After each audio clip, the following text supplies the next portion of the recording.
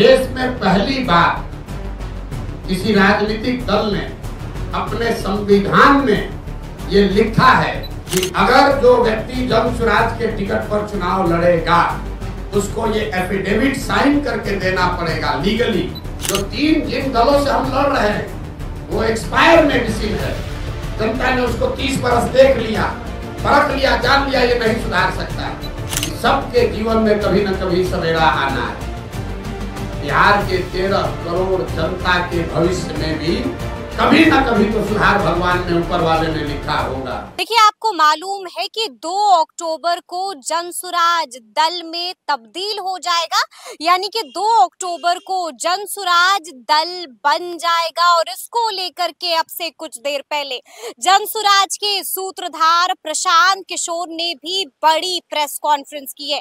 देखिए, आपको बता दें कि इस पीसी के जरिए प्रशांत किशोर ने कई बातों का खुलासा भी किया है। देखिए, प्रशांत किशोर से एक सवाल पूछा गया था। प्रशांत किशोर ने उस सवाल का जवाब देते हुए कहा कि हम इस बात की घोषणा 2 तारीख को करने जा रहे थे, लेकिन अब जब आपने इस सवाल को पूछ ही दिया है तो जवाब भी आप सुन लीजिए।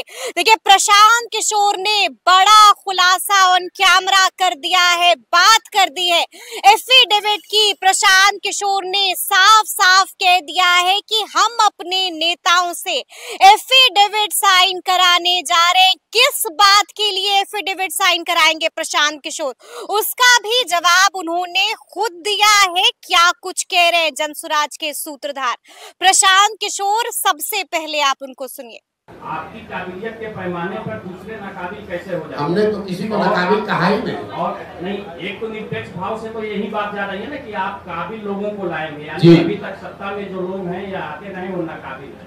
मेरी पूरी बात सुन लीजिए।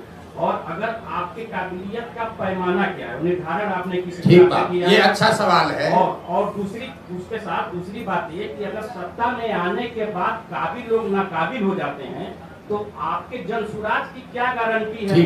और अगर गारंटी नहीं है तो बिहार की जनता एक छल के लिए और क्यों मजबूर? 3 सवाल आपके जवाब दे रहा हूँ। पहला, इन्होंने कहा कि आप कह रहे हैं कि काबिल आदमी को लाएंगे मतलब दूसरा नाकाबिल है। ये बात नहीं है। लकीर बड़ी करने के लिए उस दूसरे को काटना जरूरी नहीं है, उससे लंबी लकीर खींची जा सकती है। तो जिसको जनसुराज का नेतृत्व दे रहे हैं, इसका पहला पैमाना ये है कि उस आदमी को आप जो जनसुराज का अध्यक्ष बनेगा, यहाँ पर 3 बड़े पार्टियों के 4 बड़े पार्टियों के अध्यक्ष पहले से हैं। भाजपा के अध्यक्ष दिलीप जायसवाल जी हैं, जदयू के अध्यक्ष उमेश कुशवाहा जी हैं, आरजेडी के अध्यक्ष जगदानंद जी हैं और कांग्रेस के अध्यक्ष अखिलेश जी हैं। जनसुराज का जो अध्यक्ष बनेगा उसको खड़ा कर दीजिए और 5 के सामने उसकी काबिलियत, उसका डिग्री, समाज में नजरिया और किसी भी विषय पर आप उससे बहस करा लीजिए, खुद तय कर लीजिए कि उसमें काबिल कौन है। काबिलियत का पैमाना समाज है। दूसरी बात आपने कही कि ये इसकी क्या गारंटी है कि जनसुराज का आदमी, अगर काबिल आदमी भी गलत बन जाए। इसीलिए देश में पहली बार ये घोषणा हमको 2 को करनी है, लेकिन आपने सवाल उठाया है।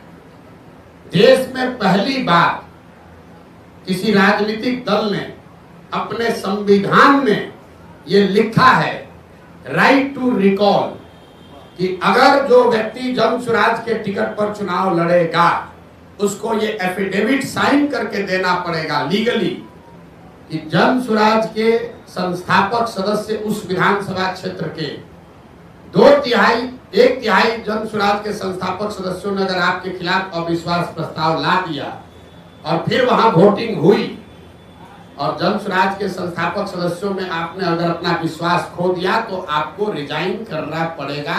ये एफिडेविट देने के बाद ही आप जनसुराज से लड़ पाएंगे। इस बात को हम लोग जनसुराज अपने संविधान में लिख रहा है। तीसरा और अंतिम सवाल कि जनसुराज पर भरोसा क्यों करें? ठीक बात है, ये अच्छा सवाल है। जनसुराज पर भरोसा इसलिए करें कि पहले से जो लोग यहाँ पर हैं वो एक्सपायर मेडिसिन है। आपने उसको जांच लिया, परख लिया, जानते हैं कि ये दवा काम नहीं करती। मान लीजिए कि आपके घर में कोई बीमार पड़ गया, भगवान न करे, और उसको कोई ऐसी बीमारी हो गई जिस सुधर ही नहीं रही है, डॉक्टर ने दवा दिया, हर तरह का दवा दे दिया, वो सुधर नहीं रहा है। आपने कहा डॉक्टर साहब इससे क्या होगा, अब तो नहीं सुधर रहा। डॉक्टर ने कहा भाई एक नई दवा आई है, उसका पूरा प्रमाण तो नहीं है, लेकिन 20% 40% संभावना है ठीक हो सकती है, लेकिन कुछ खतरा भी हो सकता है। आपका अगर आदेश हो, अगर आप सहमत हो तो हम एक बार ट्राई करके देखते हैं, आप क्या कहिएगा? अपने परिजन को बचाने के लिए आप क्या कहिएगा कि जो 3 दवा जिसको आपने ट्राई कर लिया, जिसका फायदा नहीं हुआ, उसी पर रखिएगा, या कहिएगा कि ना भाई ना डॉक्टर साहब 20% संभावना है, लेकिन नया दवा आया है, इसको ट्राई कीजिए, शायद हमारी किस्मत, दुआ, भगवान का आशीर्वाद शायद लग जाए। तो जन सुराज जो 3 जिन दलों से हम लड़ रहे हैं, वो एक्सपायर मेडिसिन है। जनता ने उसको 30 बरस देख लिया, परख लिया, जान लिया, ये नहीं सुधार सकता है। जन सुराज नया प्रयास है, इससे सुधार हो भी सकता है, शायद नहीं भी हो सकता है, लेकिन शायद हो भी सकता है। तो ऊपर वाले की दुआ रही तो निश्चित तौर पर बिहार की जनता वो रिस्क लेगी। और एक अंतिम बात, हमारा अपना मानना है कि सबके जीवन में कभी न कभी सवेरा आना है।